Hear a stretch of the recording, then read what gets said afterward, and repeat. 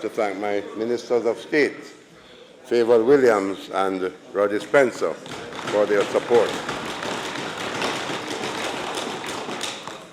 And my staff at my office, but I want to especially acknowledge the support of my dear wife, who is here with us in the audience today.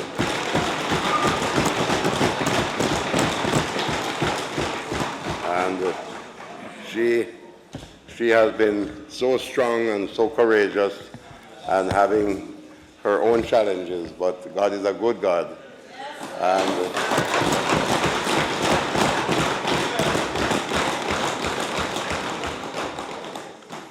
And of course, I bring you greetings from our 8-year-old daughter, Christiana. I would like to join our Minister of Gender, among other things, in expressing our appreciation to all of our women in Jamaica, including, of course, our female members of parliament in this House, and to indeed all our beautiful Jamaican women, as today we observe the International Women's Day globally and celebrate the social, economic, cultural, and political achievement of our women. And I share with the member from Central Kingston.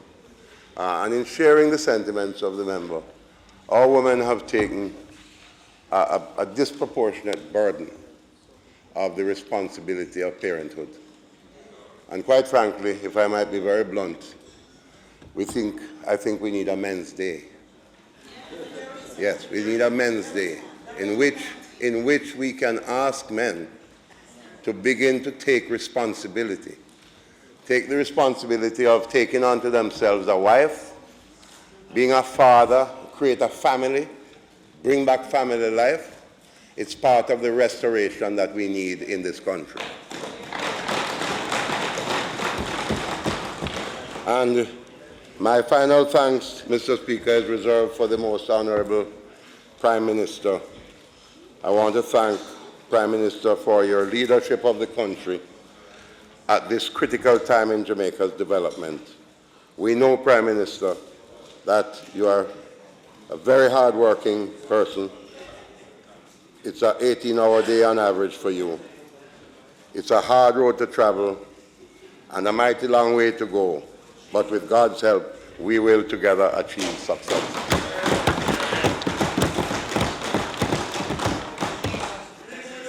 Mr. Speaker, today I want to share with you the significant progress we have made together in our journey towards growth and prosperity, and to outline the path forward.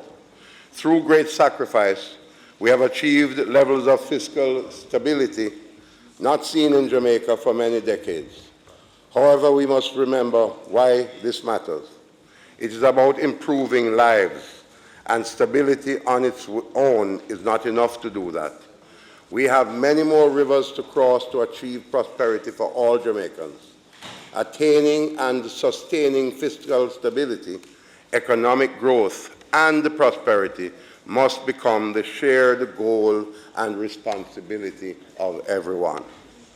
I am pleased to report that as at the end of December 2017, the government has successfully met all the quantitative performance criteria and indicative targets agreed with the International Monetary Fund under the current precautionary standby agreement. Passing these tests is important and necessary, but it is also insufficient. It is our focus and priority to ensure that we also pass the even more important test set by the people of Jamaica. And I call that the people's test.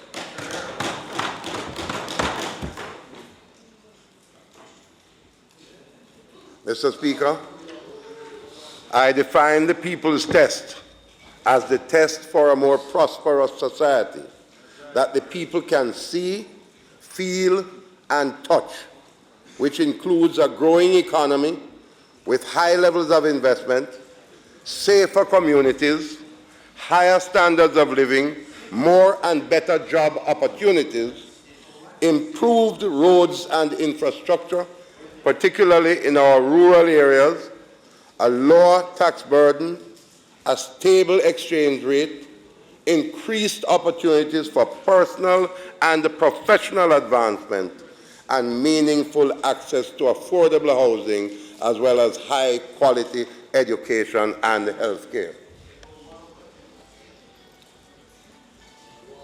This is our focus and the priority for the future, Mr. Speaker, to build on the foundation of fiscal stability to achieve greater economic growth and prosperity, so as to ensure that we meet and exceed the targets set under the People's Test. Mr. Speaker, with this brief introduction, I want to turn your attention to the structure of my presentation today. I'll briefly review the economy for the fiscal year just closing, policy priorities and targets for the new fiscal year, highlights of the expenditure budget for the new fiscal year, highlights of the financing of the budget for the fiscal year, and conclude. So, Mr. Speaker, by way of a review of the economy, I am pleased to report that we have advanced the strong foundation of fiscal stability and are making significant progress on our path towards greater economic growth and prosperity. I'd like to publicly acknowledge the responsible and laudable actions and efforts by many of our public sector workers to support our economic program.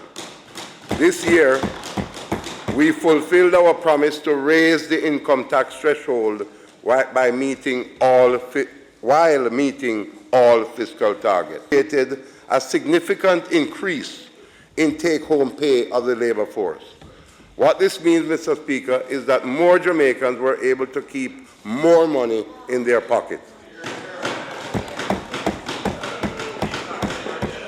Our track record on behalf of the Jamaican people, and to summarize our track record on behalf of the Jamaican people, and a review of the economy over the past fiscal year, Mr. Speaker, we committed to the Jamaican people we would grow the economy. I'm pleased to report that fiscal year 17-18 represents the 5th consecutive year of positive growth in the Jamaican economy, with real GDP estimated at a modest 0.9% in fiscal year 17-18 relative to the preceding fiscal year. This growth is notwithstanding a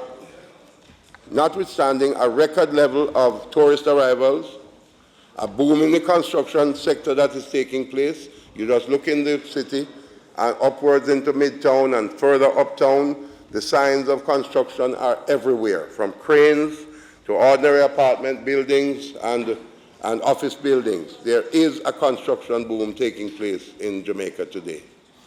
We have historically high job creation, a fast-growing stock market, positive business confidence, and the strongest economic buffers are now in place in decades. I must add that the PIOJ has analyzed the reasons why our reported economic growth rate is not as high as projected, which was in excess of 2%, 2 to 2.5%. They have found that it's due mainly to the negative effects of unexpectedly high rainfall on agriculture, and I would say a mixture of drought and rainfall, in fact, and delays in restarting the production of bauxite and alumina, primarily at Alpart. Without these issues, the PIOJ estimates that economic growth would have been between the range of 2 and 2.5%. Still, this is not enough. Mr. Speaker, we still have important work to do. We have to restructure our economy to reduce our vulnerability to weather-related events. I also believe that the time has come to review the methodology of how we measure economic growth and ensure that it is in line with international standards. I say that because we are using base years right now of 1996 and 2002, when many of our developed economies are using much later base years of 2008 and 2012. It is possible, we believe, that the real growth in the economy is not being adequately measured. And we are also aware of deficiencies at the Statistical Institute of Jamaica, and we are taking steps to make sure that we build on the technical expertise and both in terms of personnel and otherwise is needed at the Statistical Institute of Jamaica. We also committed to the Jamaican people that we would create new jobs and reduce unemployment. I'm pleased to report that an additional 43,000 persons have been employed over the past 2 years, and the unemployment rate, according to the Statistical Institute of Jamaica, has fallen from 12.9% in October of 2016 to 10.4% in October of 2017. We have started to keep our commitment. Jobs are being created in the economy. Mr. Speaker, some private employers are even reporting growing difficulties in finding skilled workers. And that is an area that we're going to have to focus on, because we're not short of potential workers, but they need to have basic skills in order to be in a trainable position. This indicates that to get the unemployment rate lower in the short term, it will be necessary to increase training sharply. Of course, the ultimate goal is to steadily increase the proportion of good and higher paying jobs. This will require higher productivity of labor as a necessary prerequisite to higher overall wages in the economy. Despite this good news, Mr. Speaker, as a government, it is clear that we must accelerate the current pace of human development and training for our population. Looking ahead, the United Nations projects a decline in Jamaica's working age population by 2030, just 12 years from now. Therefore, labor shortages could become an obstacle to faster growth. So, Mr. Speaker, what this means is that the medium and long-term prosperity of Jamaica requires that we urgently accelerate our strategy of focused human resource development and training programs to increase productivity. We have a lot of work to do as a country. And I've said it in this House, and I know my colleague on the other side, especially the member from Central Kingston, agrees with me that our greatest crisis, as bad as it is, crime, murder, bad, very bad. The economy itself, though improving with fiscal consolidation, that's bad too, but improving. But our greatest crisis that we must collectively acknowledge is a crisis of human underdevelopment. That's our biggest crisis, and we have to treat with it as a matter of urgency, and we have to do it simultaneously by rescuing the little children from 0 to 6 years old and finding the appropriate remedies, some of which the Prime Minister is working very hard on, the whole program and other things like that. We simply have to rescue what we now refer to as unattached young people. We also committed to the Jamaican people to reduce our national debt to GDP ratio, which was as high as 147%, near 150% in fiscal year 2012-13. I'm pleased to report that we have surpassed the target of 111% for this fiscal year 2017-18. We have also decided to adopt the IMF's definition of public debt. This redefinition, plus our continued fiscal discipline, means that we expect to close this fiscal year with a public debt to GDP ratio of just about 105%. We are well on track to bring the ratio down to at least 60% of GDP by the year 25-26 fiscal year. We remain disciplined in our debt reduction strategy, and we have kept our commitment in that regard. We also committed to the Jamaican people to achieve a primary surplus target of at least 7% of GDP. I'm pleased to report that in fiscal year 2016-17, our concerted efforts yielded a primary surplus of 7.7%, and we expect to achieve the 7% target again this fiscal year. Our tax revenues are estimated to overperform by $5 billion. I think that's a conservative figure because, as you can appreciate, the fiscal year is not yet completed. So we have to do some measure of projection. So the projection at this time is $5 billion. I am actually confident that we are going to exceed that figure. Mr. Speaker, this is the best tax revenue performance relative to budget since fiscal year 2002-2003.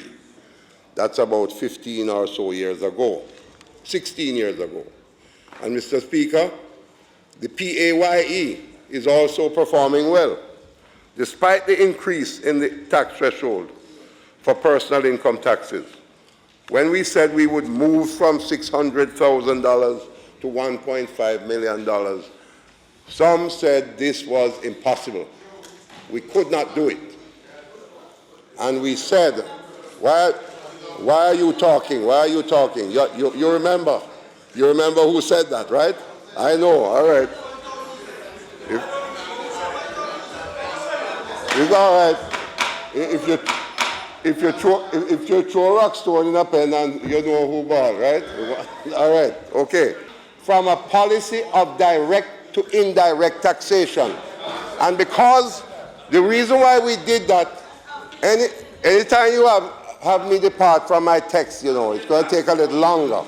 But let me explain that we move from direct to indirect taxation because, in part, because we have such a high level of informality in the economy, a high level of tax evasion in the economy.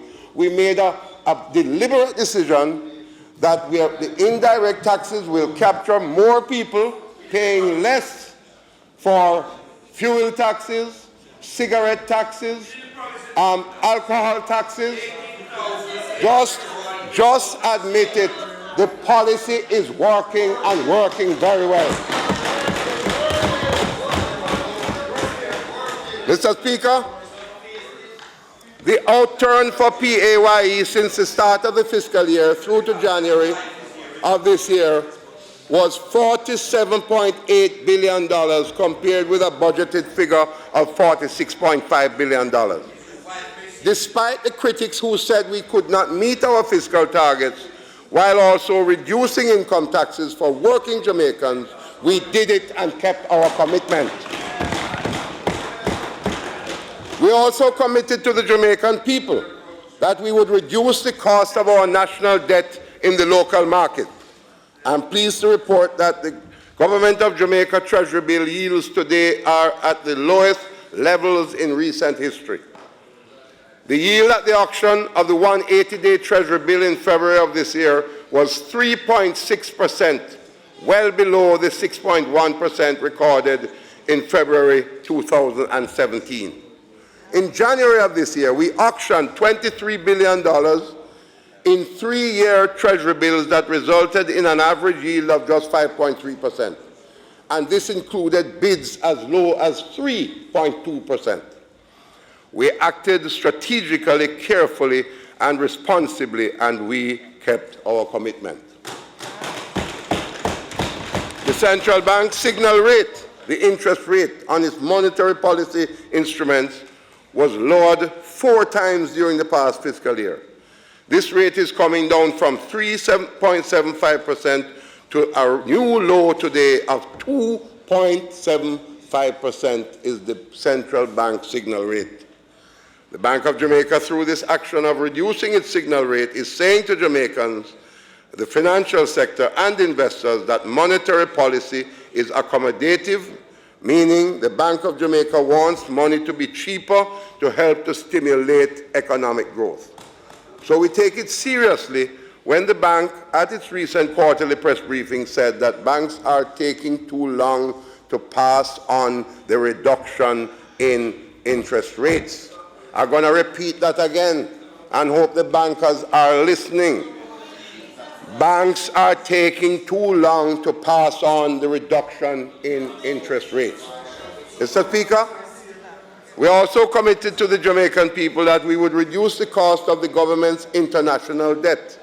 You will recall, Mr. Speaker, in order to raise the US $3 million that we needed last year, we went on an investor roadshow in June of last year to sell the story of Jamaica to the international bond market.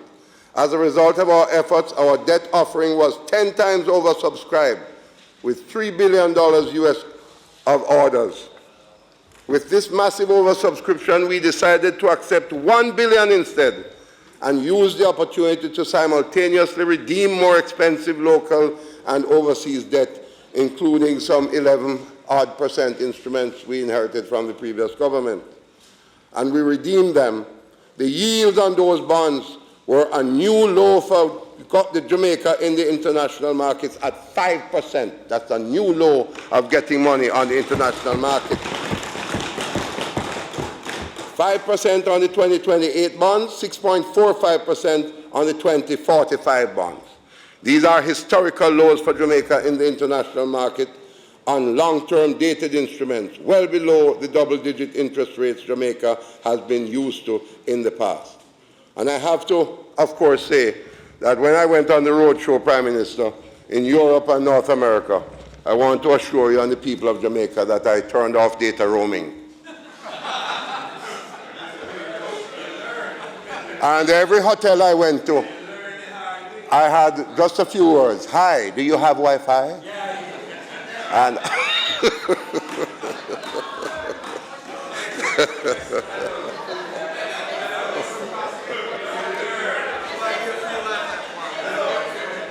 and ironically, Mr. Speaker, that experience and becoming now technologically more competent, and the publicity surrounding it has helped all of us and all Jamaica. So yes, all Jamaicans now know that you must seize every opportunity to go to Wi-Fi instead of being abused by some of our carriers. So, Mr. Speaker, on January 24 of this year, we opened our benchmark investment note due in 2021 with an auction of $5 billion. The offer was almost 5 times oversubscribed with an average yield of 5.4%, another historical low. We made the right decisions, we took the right actions, and we have kept our commitment. We also committed to our people we would keep inflation low, under a target of 6%. I'm pleased to report that annual inflation for last year is recorded at 4.8% in January of 2018, the latest data that we have from Statin. This inflation target was achieved despite an almost 40% increase in the international price of oil, as well as the significant increase in agricultural food prices resulting from excessive rainfall last year. We kept on track and kept our commitment. We are committed to the Jamaican people that we would reform our public sector entities and tighten our own belts as part of the comprehensive public sector transformation program. As you know, Mr. Speaker, we divested the Caymanas Tract Limited a year ago and are in the process of merging 3 regulatory agencies, the Betting Gaming Lotteries Commission, the Casino Gaming Commission, and the Jamaica Racing Commission into a single regulatory body, the Jamaica Gaming Commission. 4, Mr. Speaker, becomes 1, and the one that is divested to the private sector is bigger and better. They are planning even to use technology to reach the diaspora in London, New York, Atlanta, Canada, wherever, and have them stay there and bet on horse racing in Jamaica. The use of this digital age. So during the last fiscal year, the Heart Trust, NTA, the Jamaica Foundation for Lifelong Learning, and the National Youth Service were also merged into a single entity.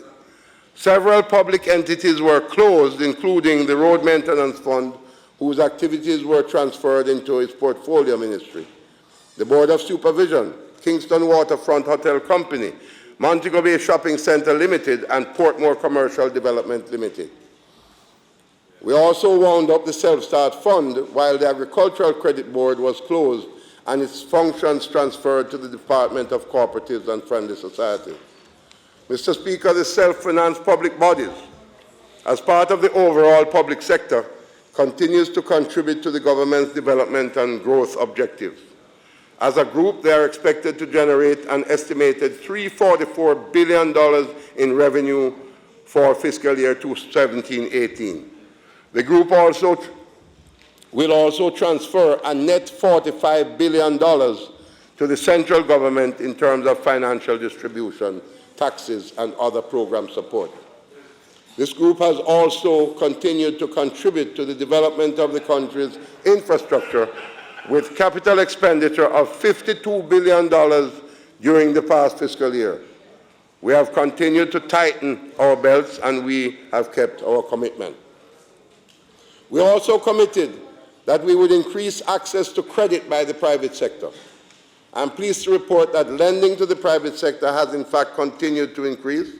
Annual growth in loans was 14% in 2017, following an expansion of 14.1% in 2016. There's a correction here. Growth in 2017 was 16%, not 14%. 16% compared with 14.1% in the previous year. This is the second year of strong growth and is evidence that our economic management is yielding benefits. We responded to the private sector and we have kept our commitment.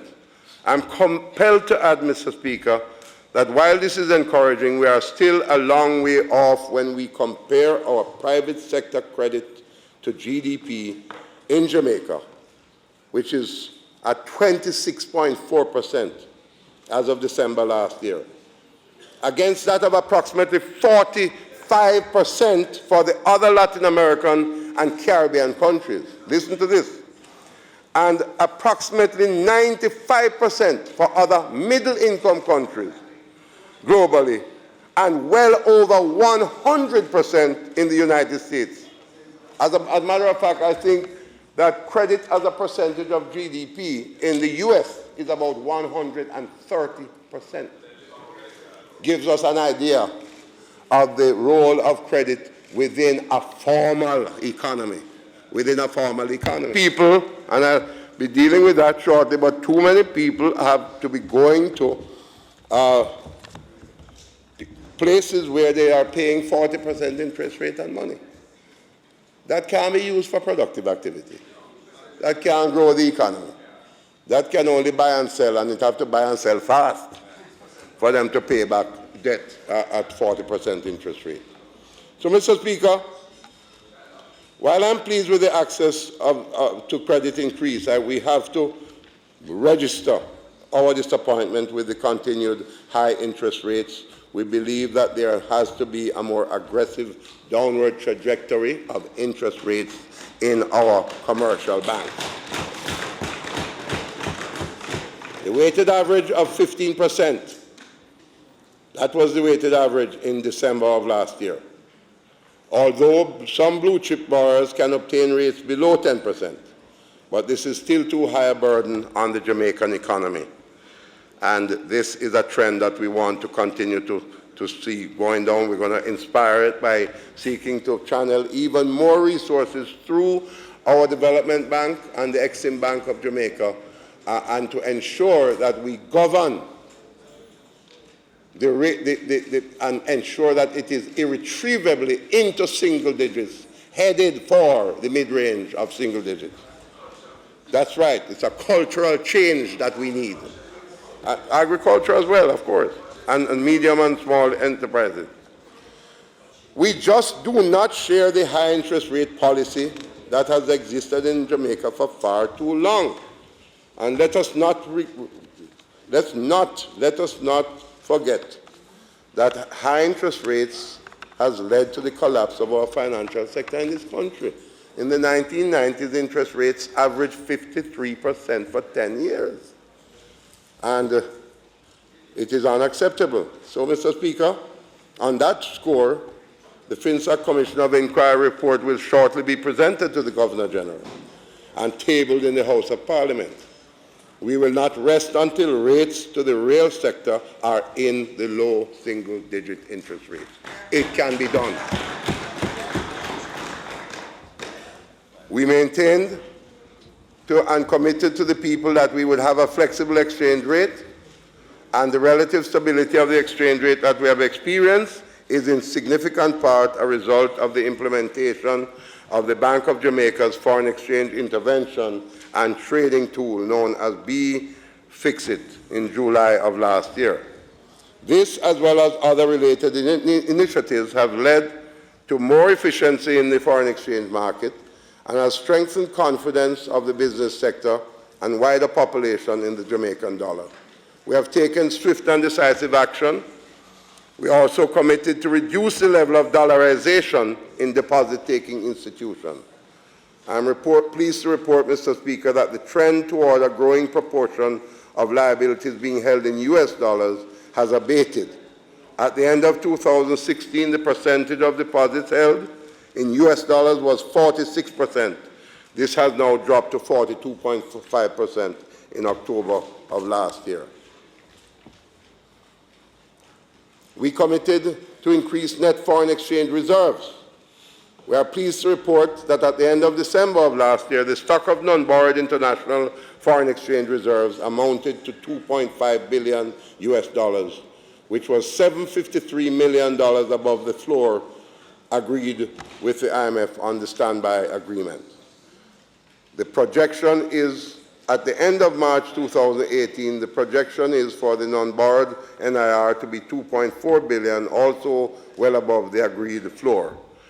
It is important to note that both the international and local business communities have applauded the improvements in the Jamaican economy. Jamaica received positive ratings action during fiscal year 2018. Moody's Ratings Agency upgraded the country's sovereign rating by 2 notches from CAA2 to B3 in November 2016. And Standard & Poor's Global Rating and Fitch Ratings both affirmed the country's B rating in September 2016 and February 2017, respectively. In February 2018, Fitch affirmed Jamaica's B rating and upgraded the outlook from stable to positive.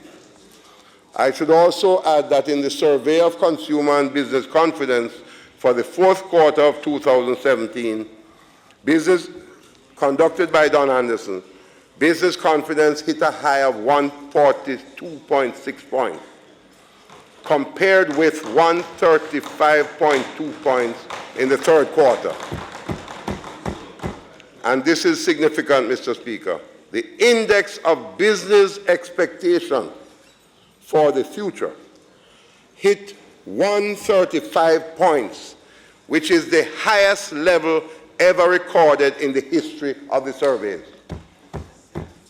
That is the business expectation for the future. It is the highest level of optimism that has ever been recorded in these surveys, right now, 135 points. The Jamaican people are saying that we have done well on the path towards greater economic growth and prosperity. Our fiscal and monetary buffers are robust, employment is increasing, and the stability achieved has protected incomes and reduced uncertainty for wage earners and investors. Jamaica's credentials on international markets are rock solid. Our public sector is more efficient and modern. It is now easier to do business in Jamaica. The stock market performance is outstanding. Credit to the real sector has reached record levels. Incidentally, some 12 companies are listed to be entering onto the junior stock market as well. Interest rates are trending towards historic lows.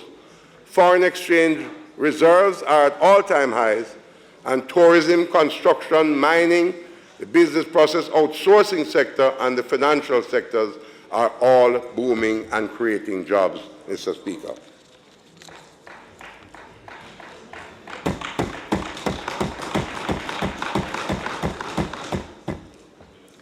Mr. Speaker, I now turn briefly to some policy priorities and targets for the new fiscal year.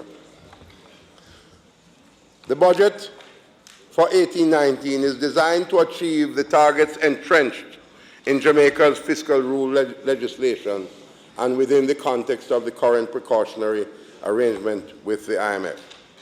I am pleased to report to this House that for the first time ever, the Ministry of Finance and the Public Service has strategically included in its annual estimates of expenditure for fiscal year 18-19 forward expenditure estimates for the following 3 fiscal years, 19-20, 20-21, and 21-22. These forward estimates are aligned with the medium-term aggregate expenditure ceilings as reflected in the fiscal management strategy. Although these forward estimates are only indicative and are not voted by Parliament, they represent a critical step forward in our ability to help investors and businesses with their long-term planning and to signal our continued fiscal discipline. Importantly, this new budget will be the last full year under the standby agreement with the IMF. We will continue to meet all commitments, and we will meet all targets for reducing the debt-to-GDP ratio, modernizing the public sector, increasing the social safety net, and strengthening fiscal and monetary buffers in our economy. Our program has now advanced to the point where the IMF support, this is critical, Mr. Speaker, our program has now advanced to the point where IMF support is essentially an insurance policy. Jamaica has had no need to access any of the US $1.6 billion that is available to us right now, from which we can actually in cash access $900 million of it right now if we need it. Happily, we don't need it. That's right. That's why it's good to have the insurance policy, so we have it.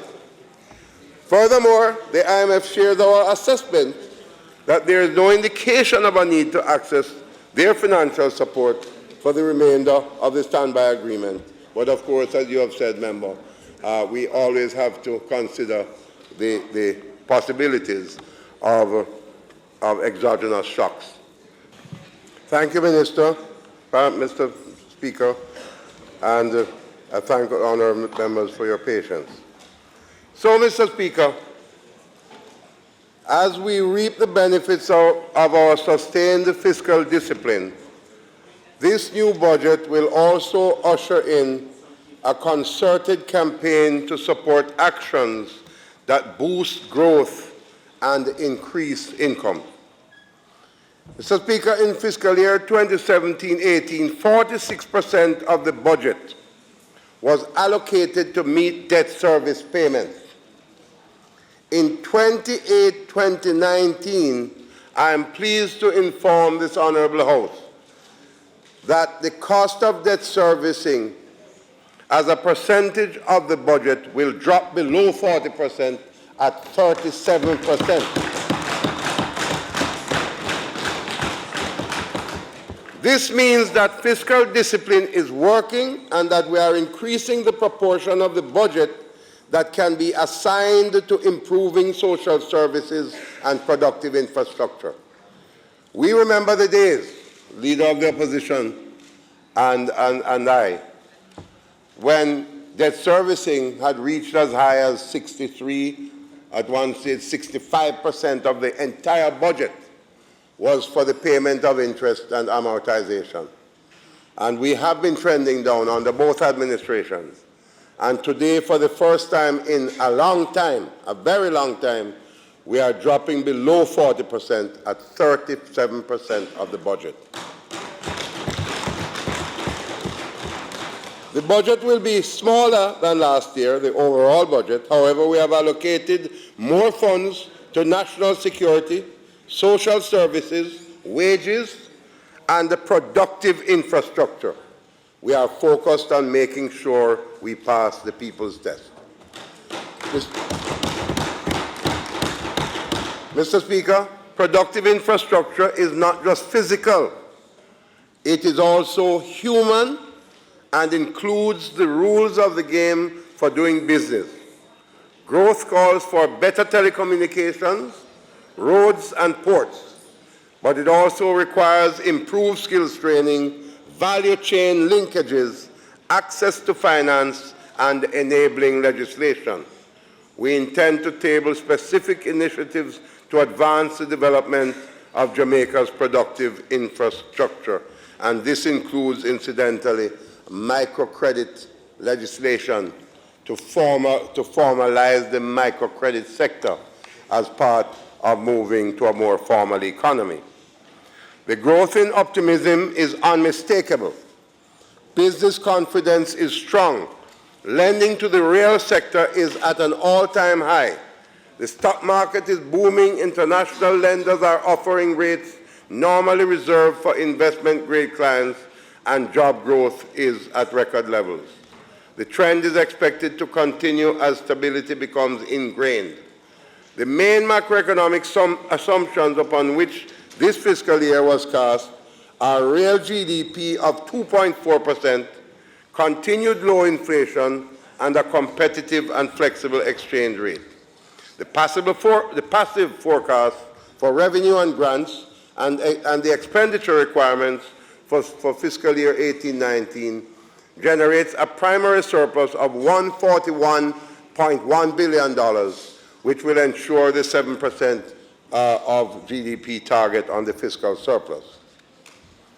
Mr. Speaker, I want to just speak briefly about some of the growth-promoting reforms and projects that are in the pipeline.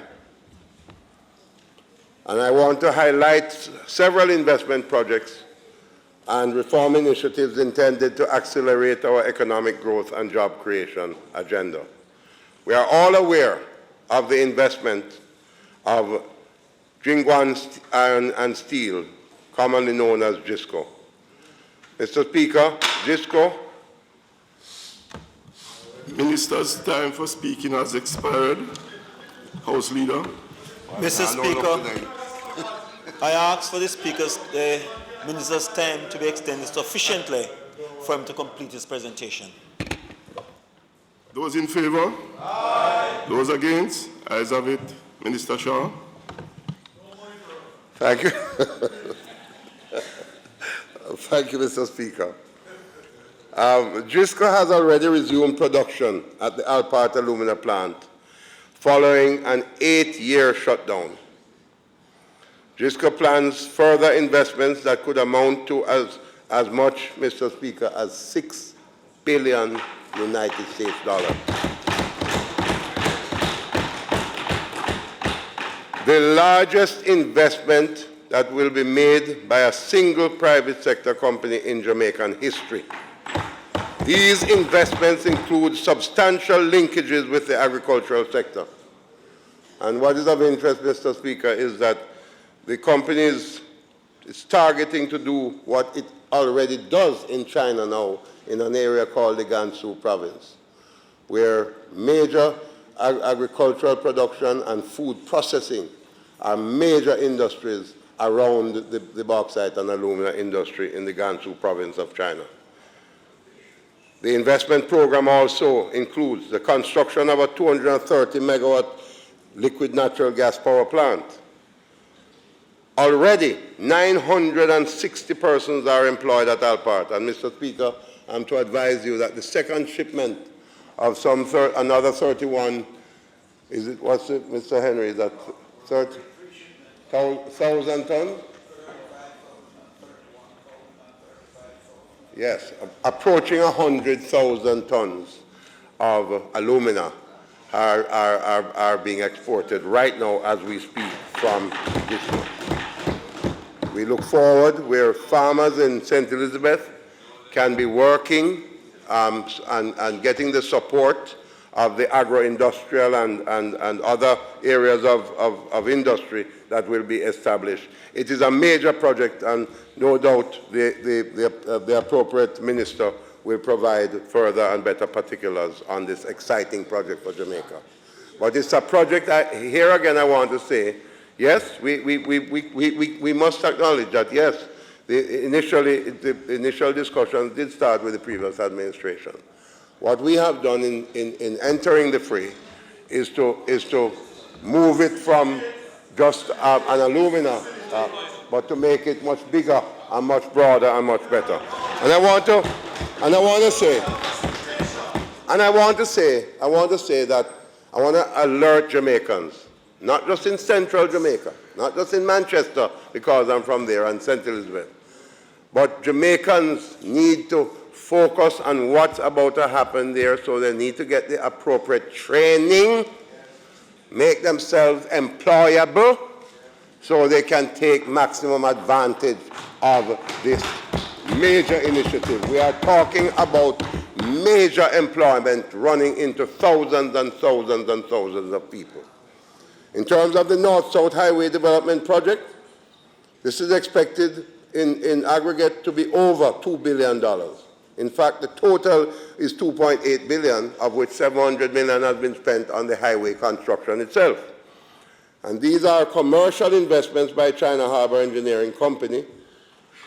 And it is important to note that no government of Jamaica counterpart resources are required for these investments, except, of course, for the land that we have committed to the project. And that is equity. That is important commitment. And yes, and no doubt you'll also accept that I had signed the initial agreement for the North-South Highway before you sent me on a forced vacation in 2011, right? The South Coast Highway Improvement Project is another one, Mr. Speaker, that will get started this year. And this, of course, is the improvement from the Harbour View roundabout to Port, all the way to Port Antonio via Morant Bay, with access roads in Morant, in St. Thomas. I think Morant Bay to Cedar Valley will also be constructed. And in addition, the third leg of the east-west toll road to Manchester, that plans are well underway for that project to commence. There's a plan, Mr. Speaker, the member from St. James visited China recently, and advanced discussions for the building of a US $220 million perimeter road in Montego Bay to relieve the extreme congestion in the heart of the second city. In addition to these road projects, Mr. Speaker, and of course that's a project that will be in part a tolled road, so that we can recoup some of the yes. It will be literally a Mobay bypass kind of road, but there's going to be a tolling on it. And of course the east-west toll road, that too will be a toll road.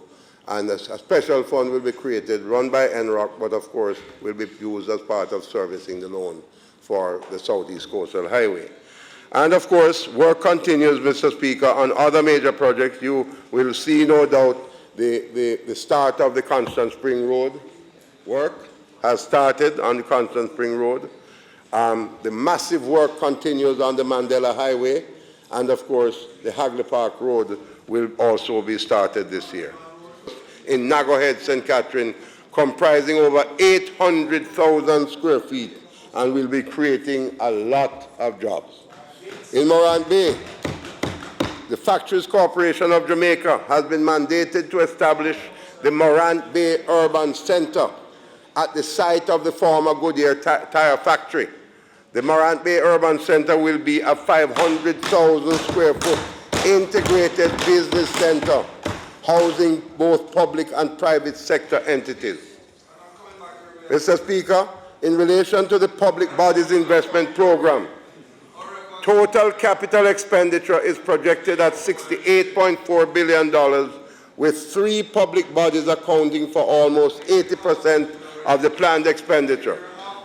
This is focused on meeting the people's test by providing increased access to housing, water, investment, and job opportunities. The NHT will accelerate its initiatives to increase affordable housing solutions in the medium term.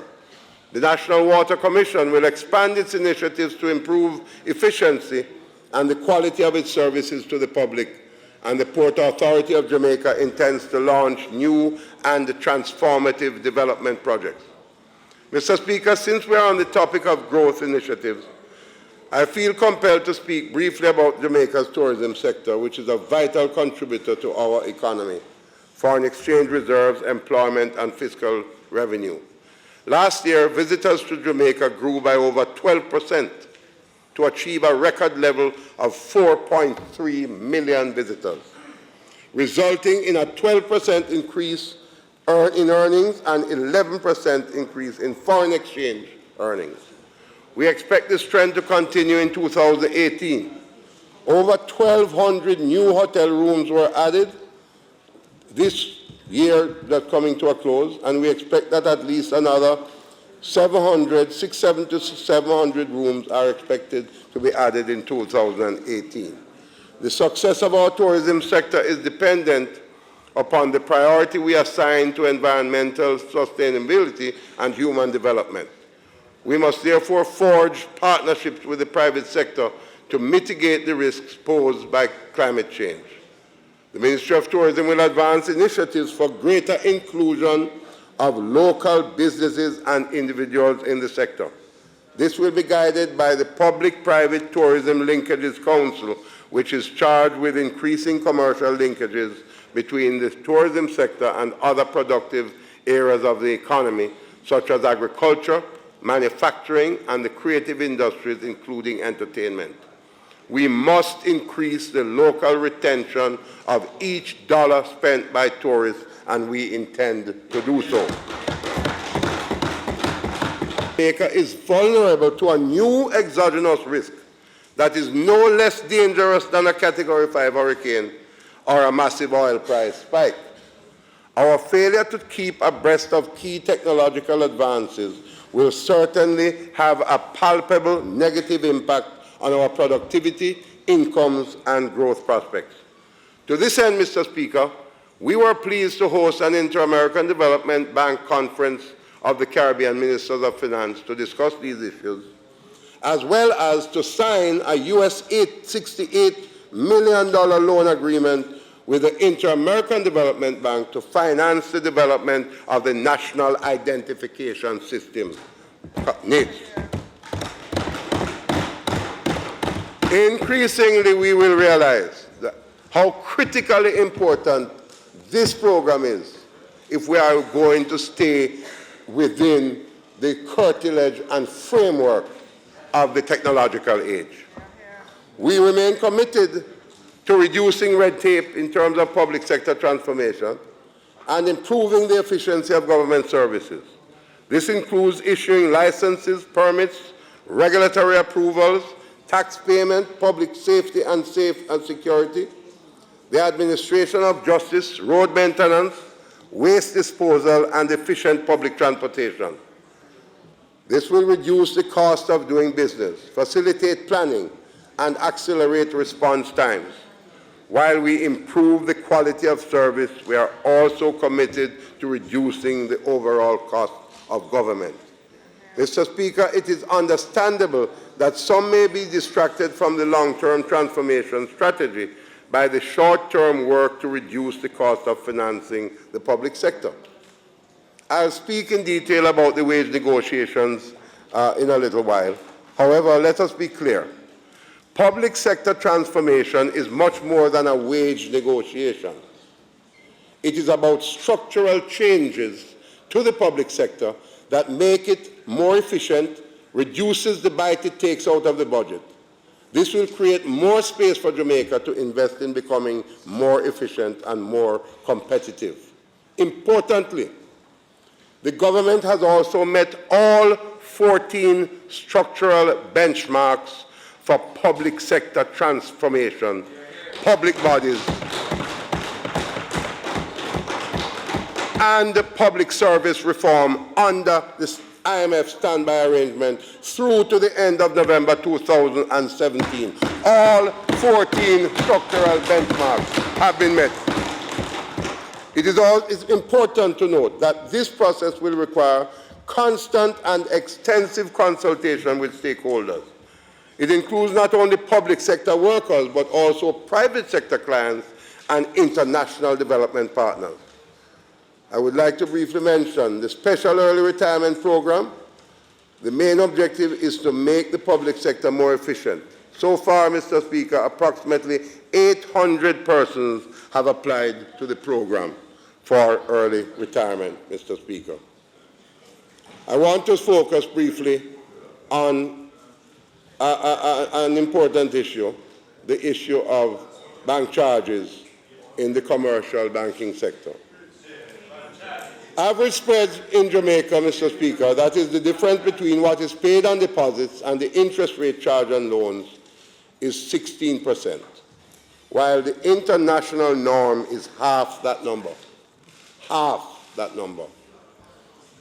The fees and charges for simple transactions and standard services are also well above international norms. Not only is this not fair, it is not consistent with higher productivity and growth. And I should also add the chances for increased competitiveness in business and exports, critically. Mr. Speaker, this government has taken several steps to increase competition. The Bank of Jamaica has approved 2 new commercial banking licenses with the intention of increasing competition in the banking sector and providing more options for depositors and borrowers. If fees and charges are too high at one bank, then it should be easy to move your deposit accounts to the bank that is charging reasonable rates. However, more has to be done to make switching deposit accounts between banks easy and hassle-free. As a government, we are committed to ensuring that we remove all obstacles to switching your deposit account from your current bank, if you're not satisfied, to the bank of your choice. It is not beyond us to envision bank customers being able to sign a single form, paper or electronic, authorizing the new bank of their choice to execute the related processing work on your behalf without a need to repeat the Know Your Customer process, having already completed it at the bank from which you are switching.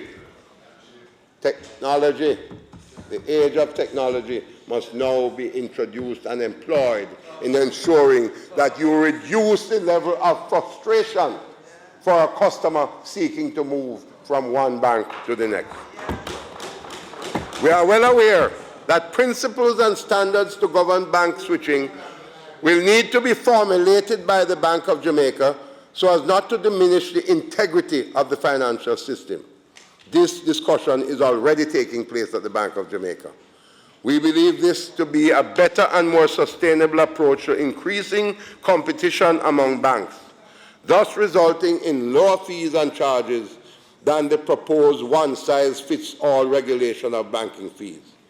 We know, Mr. Speaker, that when you regulate one set of fees, the banks will simply increase another set of fees.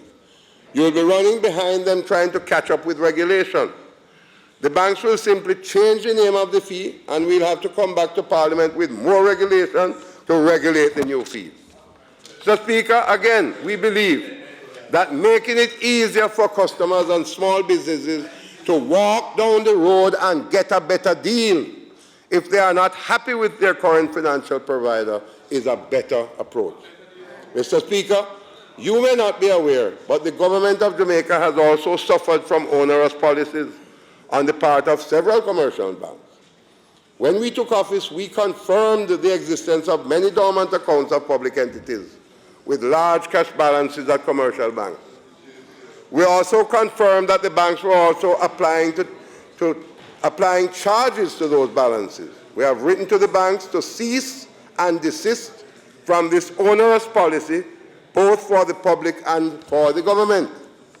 We are committed to implementing a time-bound action plan to stop the predatory charges and fees by financial institutions.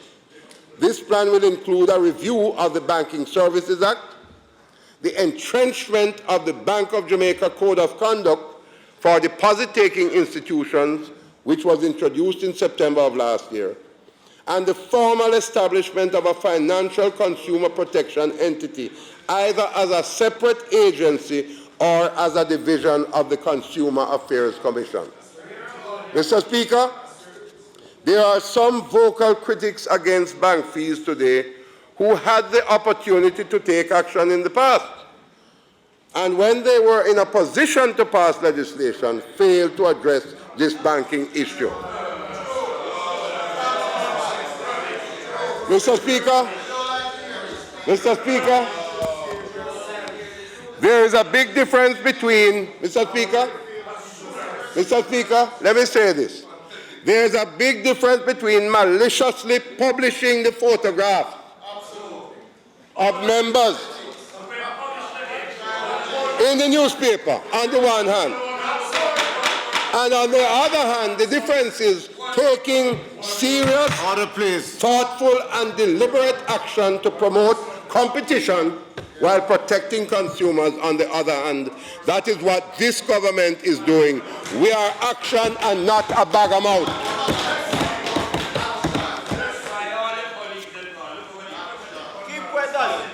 Mr. Speaker, while we work to increase competition in the banking sector, we note that during 2017-18, Jamaica advanced significantly in its efforts to resolve the process. Do not disturb the Speaker.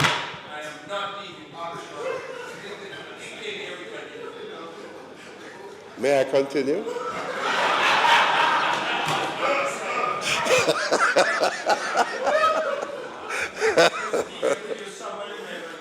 Mr. Speaker, let me speak briefly about anti-money laundering and combating the financing of terrorism. While we work to increase competition in the banking sector, we note that during 2017-18, Jamaica advanced significantly in its efforts to resolve the process whereby our correspondent banks were curtailing their services to Jamaica in order to reduce their risk of being associated with transactions that are inconsistent with the anti-money laundering and combating the financing of terrorist control standards. This was reflected by the low incidence of reduced access to correspondent banking services. These advances are important, but we should not lose sight of the need to remain vigilant in this regard. Let me speak briefly about the issue of financial inclusion. The Development Bank of Jamaica and the Exim Bank will expand their efforts to promote micro, small, and medium-sized enterprises with new financial services not currently available to them from the commercial financial institutions. This includes assistance with single-digit interest rates, venture capital, factoring, and leasing.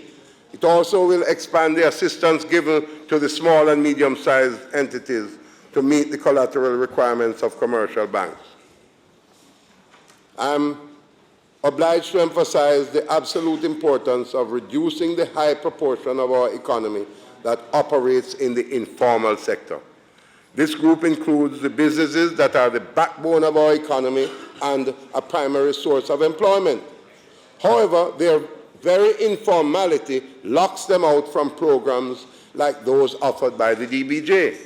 It forces them to turn to lenders who charge exorbitant rates and prevents them from forging competitive and successful business alliances. They cannot enter into formal supply contracts, so they are excluded from the value chain with formal enterprises. They cannot export legally. This is an important reason for our stagnant productivity. Our informal entrepreneurs work hard, but they have a cap on their productivity. To do business, they must find accomplices who are also willing to operate below the radar.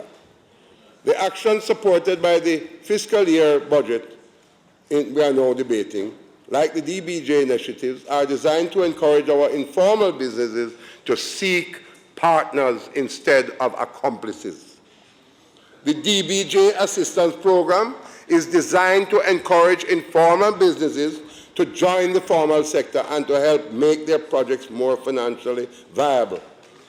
Our multilateral development partners have been resolute in their support for our push for financial inclusion, which is being guided as well through the Bank of Jamaica. A World Bank loan of $15 million was signed last week for the government of Jamaica to improve access to finance for micro, small, and medium-sized enterprises. This will bolster the initiative supported by the Inter-American Development Bank to assist businesses to meet the collateral requirements of commercial lenders and to build business acumen of micro enterprises. We had previously signed a $20 million loan for what we call the Partial Credit Guarantee Scheme. Both IDB and World Bank have partial credit guarantee schemes through the Development Bank of Jamaica. This year we'll also see the implementation of a program financed by the European Investment Bank, which made a local currency loan to the DBJ to provide additional credit to micro entrepreneurs. And I want to say, Mr. Speaker, that the march towards a formal economy is an absolute requirement because it helps to promote discipline and ultimately it enhances the productivity and the profitability of businesses. And in that context, therefore, we have to keep looking out of the box. For instance, we have a junior stock exchange that has been successful. It's time now that we begin to explore, and I'm exploring it with the view of bringing it to the Prime Minister and the Cabinet to consider it. The Stock Exchange of Jamaica is now actively looking, met with me, and they are actively looking at what you call the nano market, globally known as the nano market. What's the nano market? It's a micro stock exchange. So the junior stock exchange eligibility right now is 50 million capitalization to $500 million. The micro stock exchange would be $5 million to $50 million. So it's a way of inclusion for small, informal businesses. Mr. Speaker, in terms of tax compliance, we still continue to face a significant challenge with tax compliance.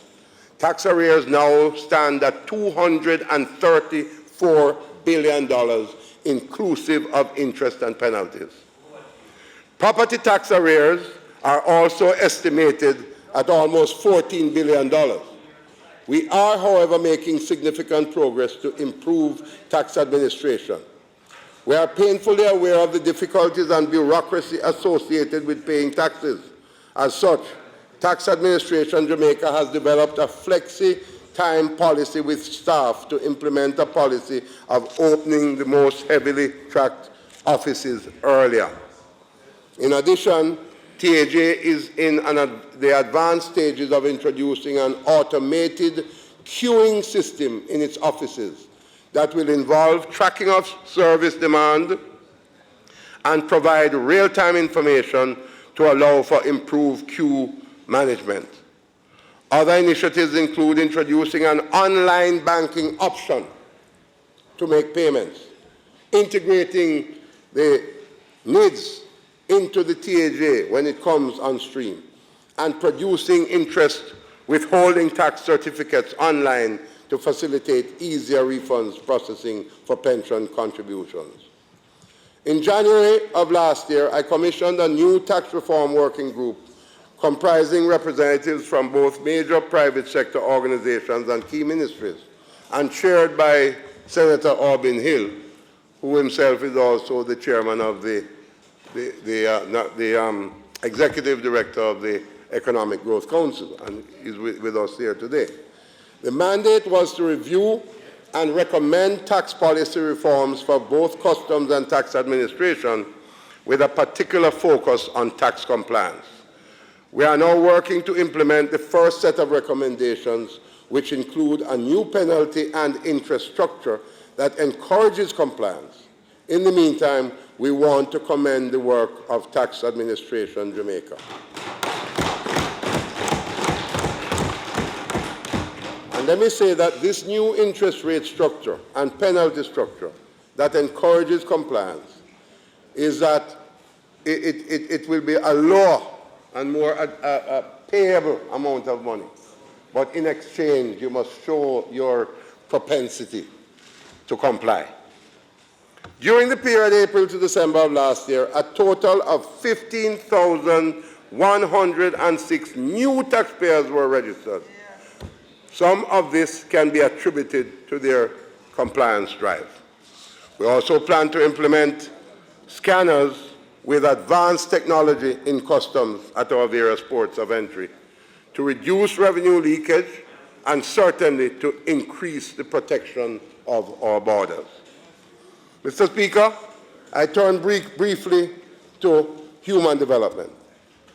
This government has remained consistent in its commitment to strengthening and improving education and human development in our nation. Once again, the largest allocation in the fiscal year of 18-19 to a single ministry is to the Ministry of Education, Youth and Information, an amount of $101.6 billion, up from $98.9 billion in the last fiscal year. I must bring to your attention a little recognized risk to our long-term growth and prosperity. We all can agree that human development is essential to sustain growth and high living standards in Jamaica. We must all do our best to improve education services and student performance. However, there's an insidious challenge that begins even before our children go to school. Studies have shown that failure to invest in our population during the formative first 2 years of life reduces the effectiveness of subsequent investments in education. I want to take this opportunity to highlight Jamaica's landmark Reach Up and Learn program. It is acknowledged internationally as the most influential home visit program ever carried out in a developing country. It is now best practice for similar programs in other developing countries around the world. The unique approach, spearheaded by the University of the West Indies, targeted low-income children between 9 and 24 months. Health workers helped mothers to stimulate their children. Then their progress was followed for over 2 decades. This created a unique opportunity to measure the impact of that simple intervention. Mr. Speaker, the results were extremely impressive. The adults had higher IQs, better mental health, less violent behavior, and higher incomes. Accordingly, the initiatives to be undertaken in this fiscal year will build on this landmark research to the betterment of society. When this government came to power, there were no basic schools that were certified to meeting quality standards. I am pleased to announce that since that time, the government has certified over 100 basic schools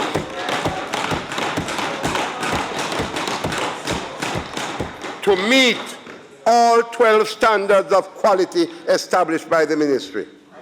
The goal for the next 2 years is to certify an additional 300 early childhood institutions in similar fashion. And I'm pleased to announce that in this new fiscal year, the government plans to begin the construction of 5 new secondary schools as part of a 5-year plan to finally eliminate the shift system in Jamaica once and for all. Finally, Mr. Speaker, the Ministry of Finance is in advanced discussions with the Ministry of Education with the objective of enhancing the Student Loan Bureau in an effort to increase financing accessibility for eligible students. I now turn to the budget for fiscal year 18-19, Mr. Speaker. The total central government expenditure outlay for this fiscal year is programmed at $773.7 billion. Non-debt expenditure of $484.7 billion and public debt service of $289 billion. It is important to note that for fiscal year 18-19, debt service has been reduced, Mr. Speaker, reduced by $89 billion, in part due to proactive liability management activities that were carried out during the last fiscal year. Mr. Speaker, non-debt spending has been increased in this year's budget by $54 billion, including $15 billion more in capital expenditure, $13 billion more in programs such as PATH, $21 billion to support Petrojam, and to begin the recapitalization and modernization of the Bank of Jamaica. Given their national importance, I'd like to elaborate on 4 areas of spending that we consider our expenditure priorities for this year. National security, number 1. In order to improve public safety and citizen security, the government has identified national security and the rule of law as among the main strategic priorities for this fiscal year and for the medium term. This is reflected in an increase in the level of public spending for these program areas, with emphasis being placed on physical infrastructure, machinery and equipment, and the social intervention programs. For this fiscal year, the allocation to the Ministry of National Security is $78.5 billion, up from $63.6 billion in fiscal year last year, an increase of 23.4%. National security projects in the new fiscal year include construction of new facilities for the Jamaica Defense Force and Jamaica Constabulary Force, expansion of crime-fighting training facilities, construction and improvement of several correctional facilities, procurement of motor vehicles, more vehicles, 400 were procured in the last year, and other specialized equipment to respond to both physical threats and cyber attacks, and the continuation of social intervention programs.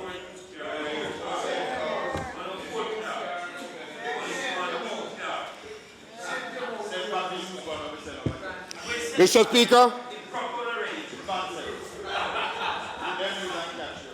Speaker, regarding infrastructure, which continues to be crucial to our growth agenda, for the fiscal year, $16.7 billion, or 81% of the $20.6 billion allocated to the Ministry of Economic Growth and Job Creation, is earmarked for works-related projects aimed at developing and improving the country's physical infrastructure, and I spoke about some of those major projects already.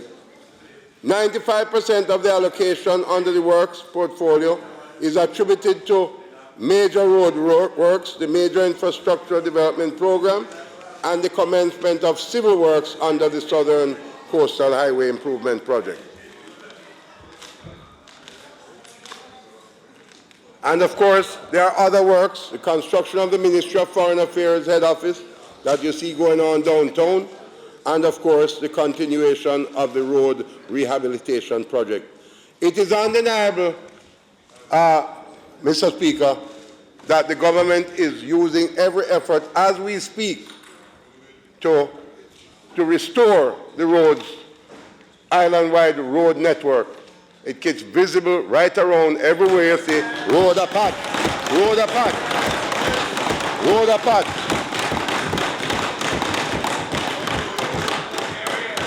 And the ones I driving on the road, them a patch good too. The road, them a patch good. Yes, plenty of that going on.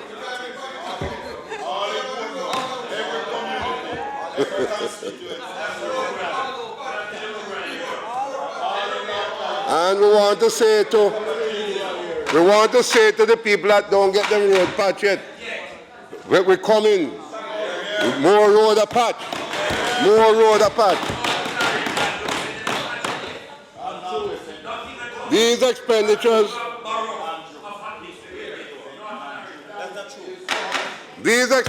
reflect the significant and substantive focus of this government to ensure that more roads are built and maintained. These include farm roads and roads in the rural and urban areas of Jamaica.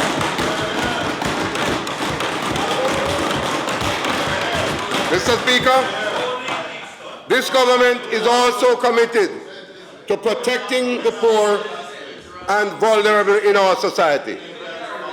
Social programs for protected groups will continue to receive priority with respect to the allocation of resources to ensure that overall spending in these areas is not eroded by inflation.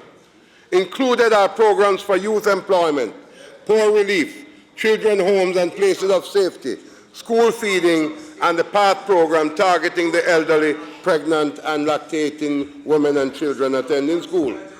Thus, we will continue in this fiscal year to strengthen the social safety net to ensure that these vulnerable persons are not left behind.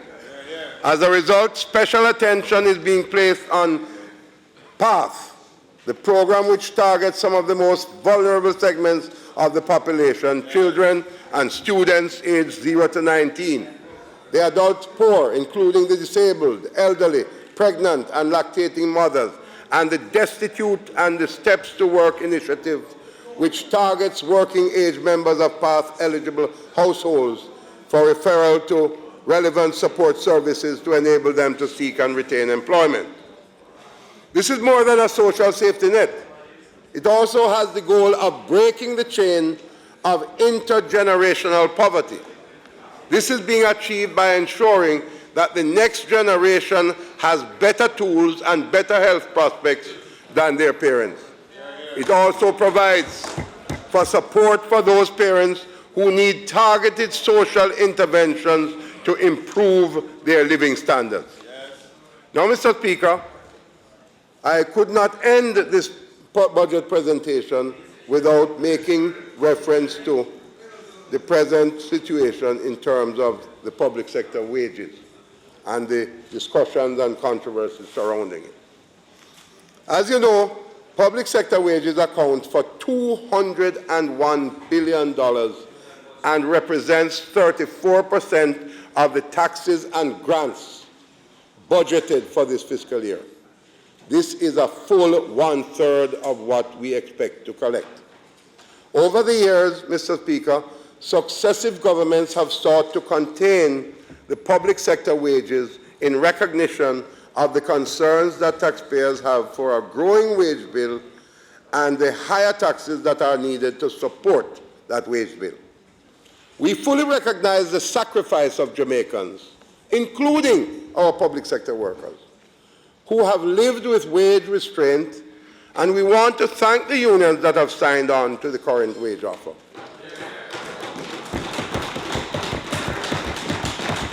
Unions are the Jamaica Confederation of Trade Unions, the junior doctors, the senior doctors, and certain categories of nurses. And it is a significant number of the total universe of workers. We also want to thank the unions for working with the government to reshape the offer from the initial 3% increase in salaries over 2 years, plus an increment, and I have to mention increment because nobody else wants to, increment in the range of 2.5 to 3%, and 0 allowances over 2 years, which was our initial offer. Mr. Speaker, we have entered into a 4-year arrangement with several of the unions so far that will provide public sector workers with an increase of 5% in year 1, 2% in year 2, 4% in year 3, and 5% in year 4.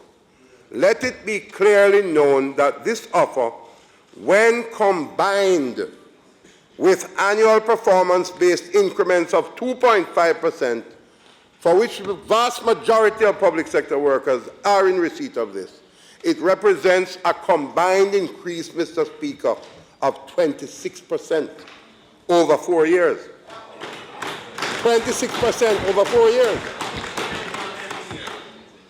Compared, Mr. Speaker, compared with the previous 4 years of wage freezes and a cumulative 17% increase over the prior 4-year period, which also had a higher level of inflation. Mr. Speaker, we therefore believe that this is a fair offer compared to previous offers in the context of the current budget and in keeping with our commitment to achieve a 9% wage to GDP ratio by the end of the fiscal year.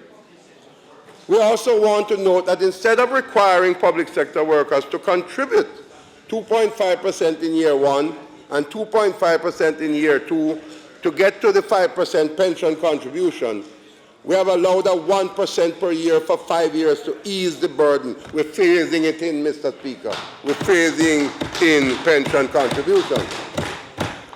Additionally, Mr. Speaker, while many would have us forget about the increase in the income tax threshold to $1.5 million that benefited many Jamaicans, including public sector workers, we have to be reminded that this was a significant increase in the net pay of many. And let me explain. When we looked across the various public sector groups, in the healthcare sector, the increase in the PAYE threshold to 1.5 million resulted in an average 7.6% increase in net pay. 7.6%. So that 7.6% will have to be added to the 26%. And you get 32.6% increase. But yes, it's not a joke. This is serious business.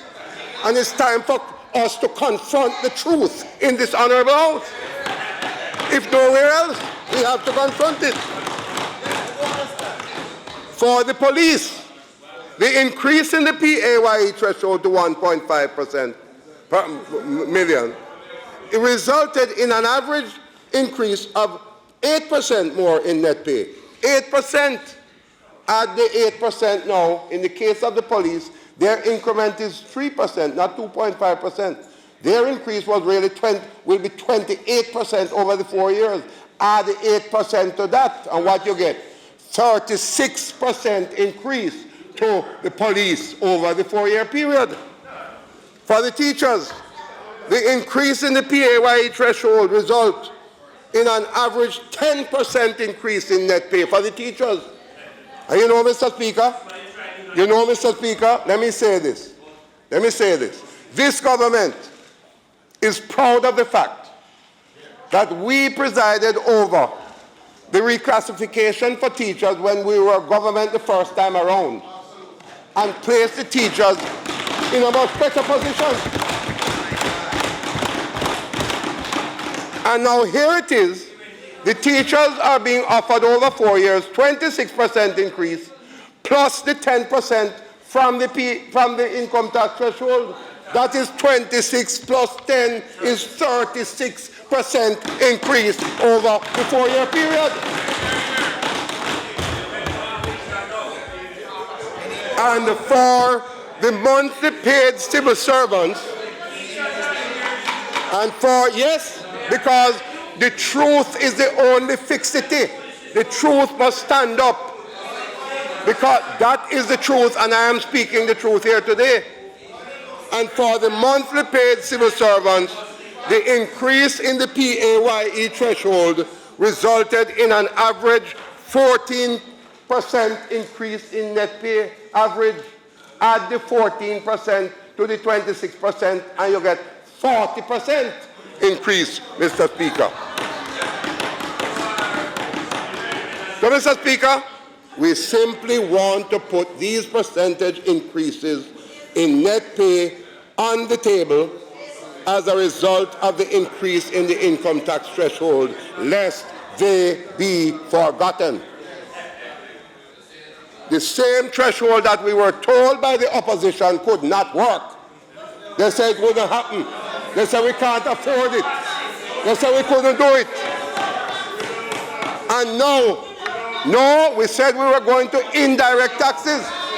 And we went to indirect taxes. And you know why you're vexed? Because the system at work and the revenue is working and performing. That's why you're vexed.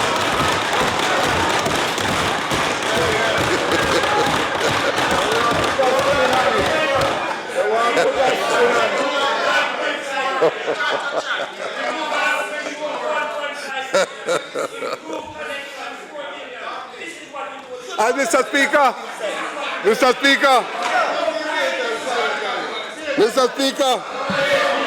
Order, please. Order.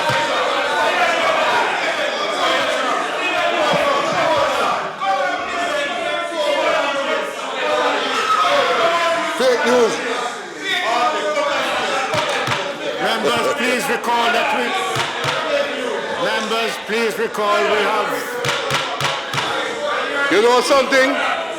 Members, please recall we have visitors Mr. here with Speaker? us today.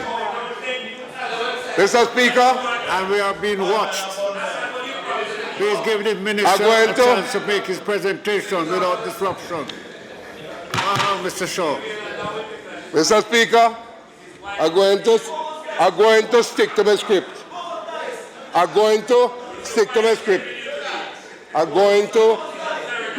Mr. Speaker, I'm going to stick to my script. Because you see, the people of Jamaica are not fools. Tally, please.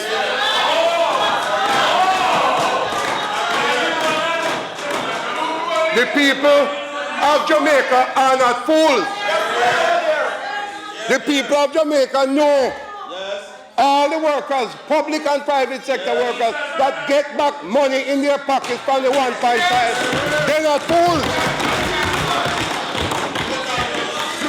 And that is why this Christmas that just gone, was one of the finest, best Christmas we have ever had. Money in a man's pocket to spend. So you can all make up. You go on back a cent and go look out your seat.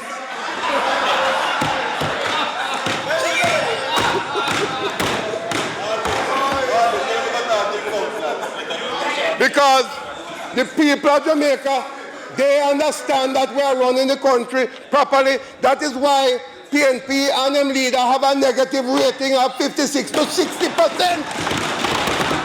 Don't draw it on today.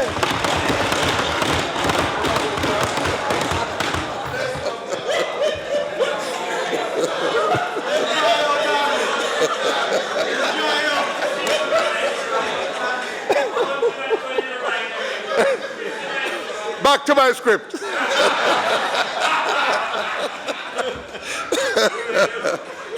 Mr. Speaker, let us all remember as well that these increases are in the context of a low inflation environment to which this government is irretrievably committed.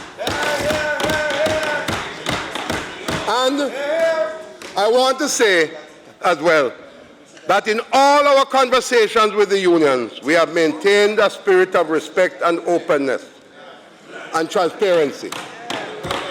We all would like to receive more, but we cannot do more than what the budget will allow us in the context of our commitments to fiscal responsibility and levels of economic growth. I stand proudly and can say that over the past number of years, it is the Jamaica Labour Party government that has granted substantial increases to the public sector workers.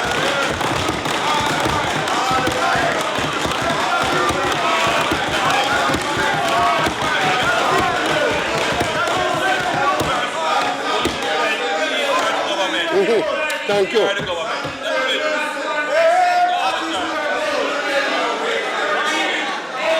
And when we came in,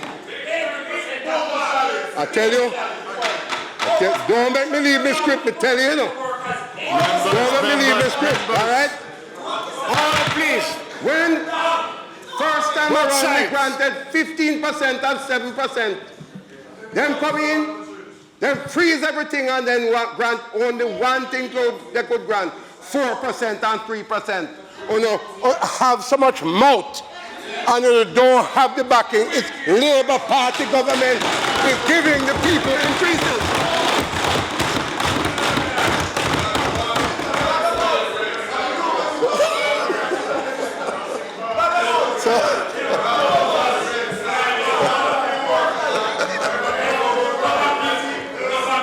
Thank you. Mr. So, I'm Mr. going to Speaker, start calling names as on both I'm sides. coming down, Ministers and others. how are we financing the budget for the fiscal year? Revenue and grants for the year are passively forecast at $590.6 billion, or 29.3% of gross domestic product. Similar to the projected revenue and grants outturn for this year, we are getting to an end. The forecast for the fiscal year represents a 6.8% increase over the projected outturn for last year. Tax revenue is budgeted at $518.4 billion, 25.7% of GDP, and is expected to account for 87.8% of total revenue and grants, compared with 88.8% of the projected outturn for 17-18. Non-tax revenue for fiscal year 18-19 is projected to be $60.9 billion, or 3% of GDP. This represents a 14% increase over the revised estimates for the fiscal year 2017-18, which was 2.8% of GDP. The non-tax revenue projections include receipts of $5.4 billion from the Customs Administration fees, transfers of $12.7 billion from the de-earmarked entities, the Chase Fund, the Tourism Enhancement Fund, and the Jamaica Civil Aviation Authority, and a special distribution of US $101 million from the Petro-Carib Development Fund. Capital revenue is programmed to be $2.1 billion, representing a 45.1% decline relative to the projected inflows for fiscal year 17-18. The higher capital revenue in that year was associated with a one-time loan repayment by the Airports Authority of Jamaica during the fiscal year. Grants are projected to total $9.1 billion, which is 0.4% of GDP and reflects an increase of 101%. Big increase in grants. The amount includes European Union grant inflows totaling $3.6 billion, for which we are grateful, grants, of which $1.4 billion is budgeted to support the justice sector reform program. Can't put all of the money into crime fighting, some of it go into justice, and that's what we're doing. While $2.3 billion represents the second tranche budget support receipts under the accompanying measures for sugar protocol countries 2013 financing agreement. We are particularly grateful to our global partners who have provided grants, including the European Union, the Global Fund. Yes, the IDB has provided grant funding as well. USAID, the Caribbean Development Bank, and the World Bank. The borrowing requirement of the central government for the fiscal year amounts to $103 billion. Of the budgeted local loan receipts, $78 billion is programmed to be raised domestically, and $25 billion is to be raised externally. This borrowing requirement represents a 48.4% reduction in total loan receipts when compared with fiscal year 17-18. The low borrowing requirement reflects the significantly lower amortization costs for this year coming and the planned utilization of existing cash resources. Mr. Speaker, I now turn to the part of my speech entitled Tax Package. Each year, with the exception of fiscal year 2004 and 2005, the Jamaican people have had to shoulder more and more taxes. We decided in our first year in government to give back to working Jamaicans by implementing an increase in the PAYE threshold to $1.5 million. We will not let anybody forget that. We have seen that along with increased compliance measures, there has been tax revenue buoyancy. Combined with our continued fiscal discipline, we have also been able to contain expenditures. As a result, Mr. Speaker, I am pleased pleased to announce to this honorable House that there will be no revenue measures for fiscal year 2018-19. No new taxes. No new taxes.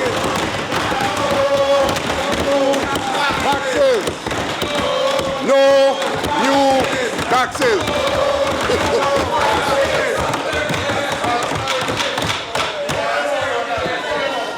You see,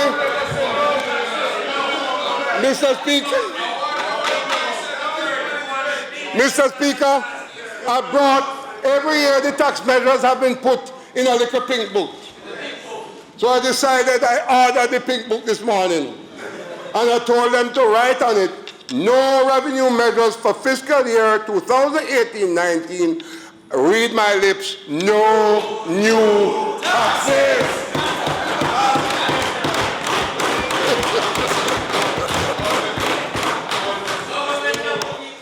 So, Mr. Speaker, for the first time in 14 years, there is some relief for the Jamaican people.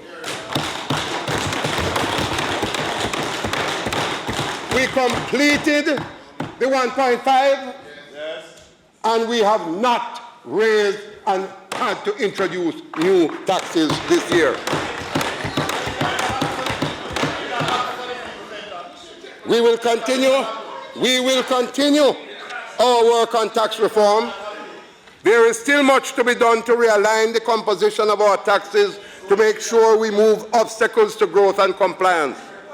This work has commenced and will continue.